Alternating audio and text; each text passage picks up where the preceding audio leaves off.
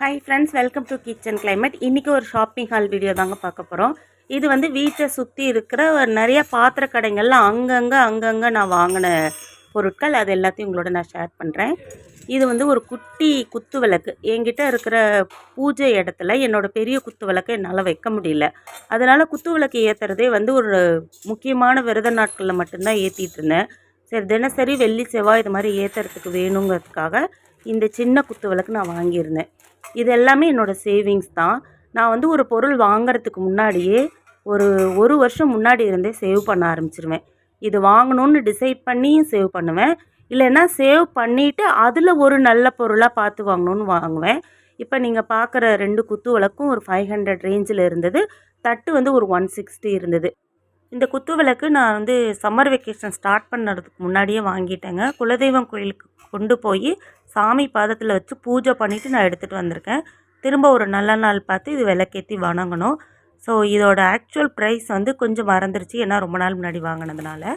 அடுத்ததாக நீங்கள் ஒரு பூஜை பாத்திரம் பார்க்குறீங்க. என்கிட்ட வந்து ஒரு குபேரன் சிலை இருக்குது. அந்த குபேரன் சிலையை இதுக்குள்ளார வச்சு சுற்றி காயின் போட்டு வைக்கலாம் அப்படிங்கிறதுக்காக ஒரு பாத்திரக்கடையில் பார்த்தோன்னே பிடிச்சு வாங்கின பொருள் இது. ஆனால் என்கிட்ட இருக்க குபேரன் பார்த்திங்கன்னா இந்த பவுலில் வச்சதுக்கப்புறம் கொஞ்சம் இடைய வசதி கம்மியாக இருந்த மாதிரி நான் ஃபீல் பண்ணேன்.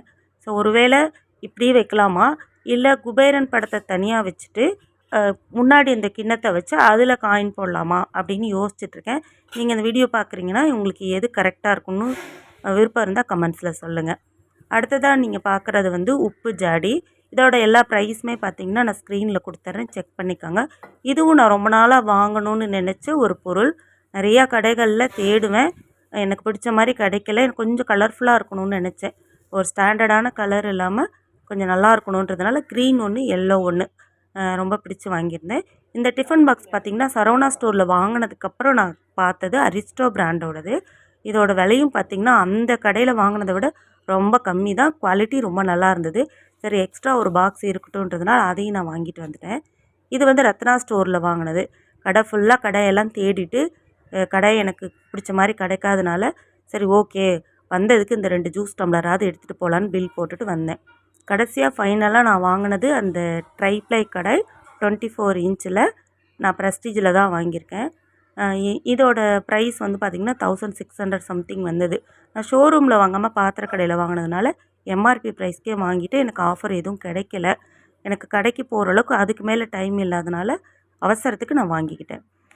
அவ்வளோதான் ஃப்ரெண்ட்ஸ். இந்த சம்மருக்கு நான் லிஸ்ட்டு போட்டிருந்த திங்ஸ் எல்லாமே கிட்டத்தட்ட நான் ஆஃப்லைனில் வாங்க வேண்டியதெல்லாம் வாங்கிட்டேன்.